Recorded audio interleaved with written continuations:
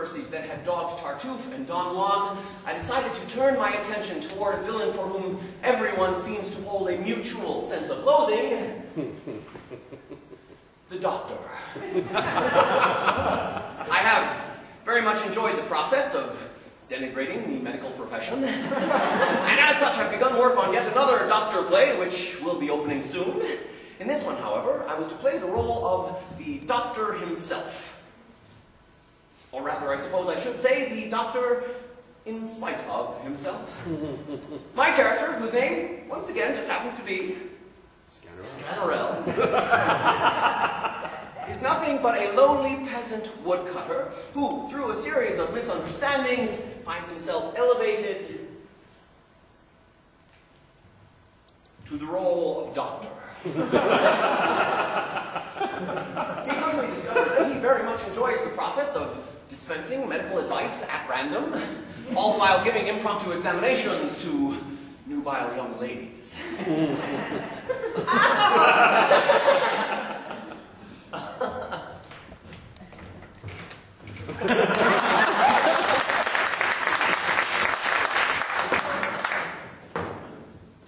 Claire.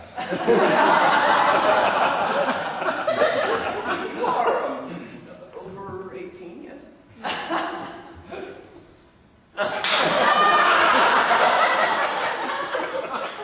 That's horrible.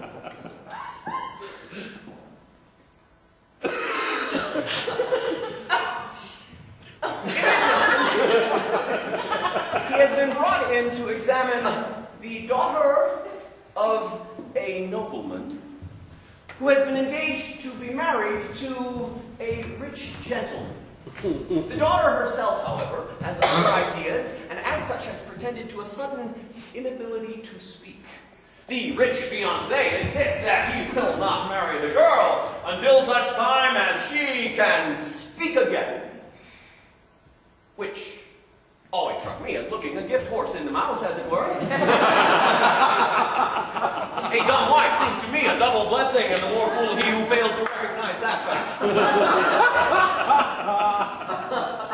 And so, having performed his examination, Scannerell here renders his diagnosis.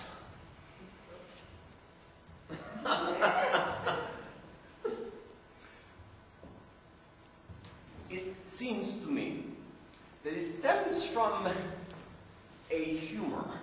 And from experience, we may presume her debilitation comes from out the gall. A state which comes from humors which we call unhealthy.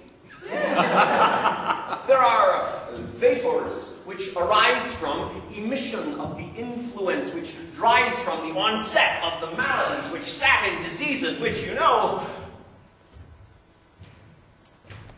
Do you know Latin?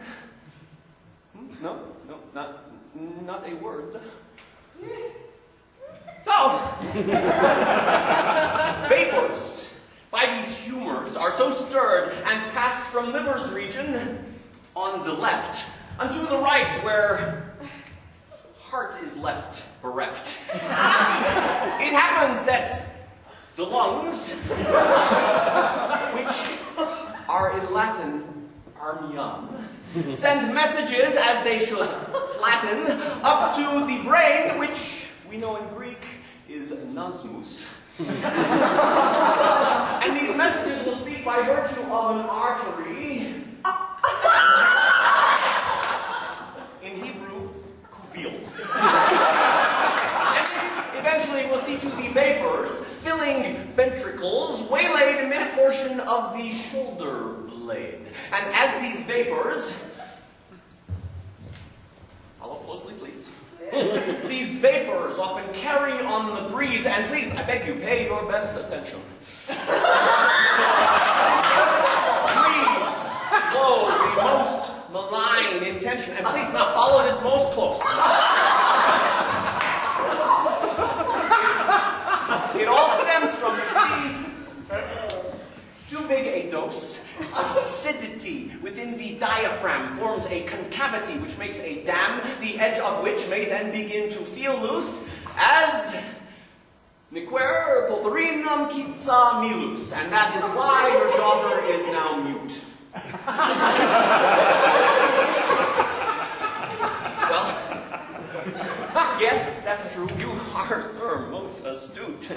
The time was when the heart was on the left, with liver on the right. You are most deft. And yet we since have changed that all around. Advantages which we've made are quite profound.